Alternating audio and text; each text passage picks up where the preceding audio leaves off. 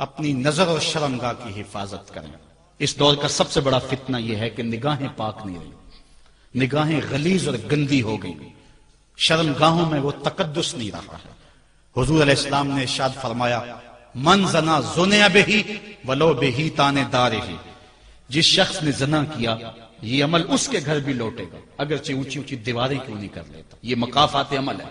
گندم از گندم بروید جو ز جو از مکافات عمل غافل مشو، گندم بو گے تو گندم کاٹو گے، جو بو گے تو جو کاٹو گے۔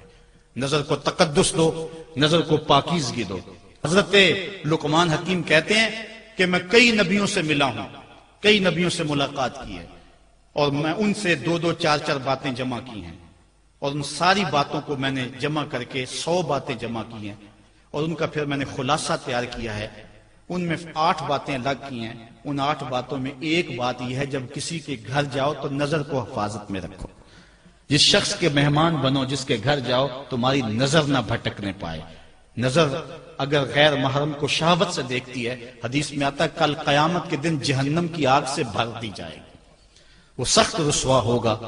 آج میڈیا کی آوارگی اور انٹرنیٹ پہ جو کچھ ہو رہا ہے، ٹیلی ویژن اور سینما جو بدتمیزی پھیلا رہے ہیں، اور موبائل پیکج جس طرح بے حیائی کے جو ہے وہ کیفیات پیدا کر رہی ہیں اور بے حیائی کو فروغ ہو رہا ہے، ہم اس کے خلاف پوری قوت کے ساتھ بند باندھیں۔ اپنی اولادوں کے ہاتھوں سے ناول چھین لو، ان کے ہاتھوں سے جو ہے وہ فلمیں چھین لو، ان کی خلوتوں پہ نظر رکھو اور ان کی حفاظت کرو۔ جس شخص کی نظر پاک نہیں ہے اس کے من میں طہارت نہیں آ سکتی ہے، دل پاک نہیں ہے اس کو جو ہے وہ باطن کا نور نصیب نہیں ہو سکتا۔ وائے قوم کشتائے تدبیر غیر، کار او تخریب خود تعمیر غیر، از حیا بیگانہ پیرانے کہن، نوجوانہ چوں زنا مشغول تن۔ کتنی حکمت والی بات کہی اقبال نے۔ وہ اپنے دور کا دکھڑا سناتا ہے، جس دور سے ہم گزر رہے ہیں اب تو عجیب حال ہو گئے۔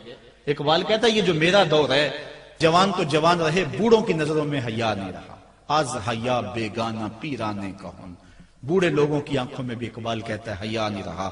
نوجوانہ چوں زنا مشغول تن، اور نوجوان عورتوں کی طرح اپنے تن کے ساتھ لگے ہوئے ہیں، اپنے تن کو سنوارنے میں ہر وقت کنگھی پٹی میں لگے ہوئے ہیں۔ یہ مردوں کا کام نہیں ہوتا، یہ دلیروں اور بہادروں کا کام نہیں ہوتا، یہ عورتوں کے وظیفے ہیں۔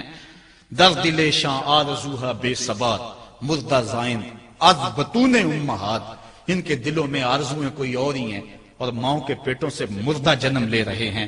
دخترانے او بزلف خود اسیر، شوخ چشموں خود نماؤ خردہ گیر، اور قوم کی بیٹیاں اپنی زلف کی خود قیدی ہو چکی ہیں اور ہر وقت جو ہے وہ اپنے آپ کو آئینے میں دیکھتی رہتی ہیں۔ ساختہ پرداختہ دل باختہ، ابرواں مثل دو تیغے آختہ، وہ جو گھر کی رونق تھی، جو آبرو اور حیا کا دوسرا نام تھا، آج وہ دل پھینک قسم کی ہو گئی ہے۔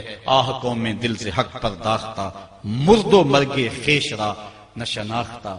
اقبال کہتا ہائے قوم کہ جو مر گئی اور اسے ابھی تک پتہ ہی نہیں چلا کہ میں مر چکی ہوں اور جینے کا سامان نہیں کرتی۔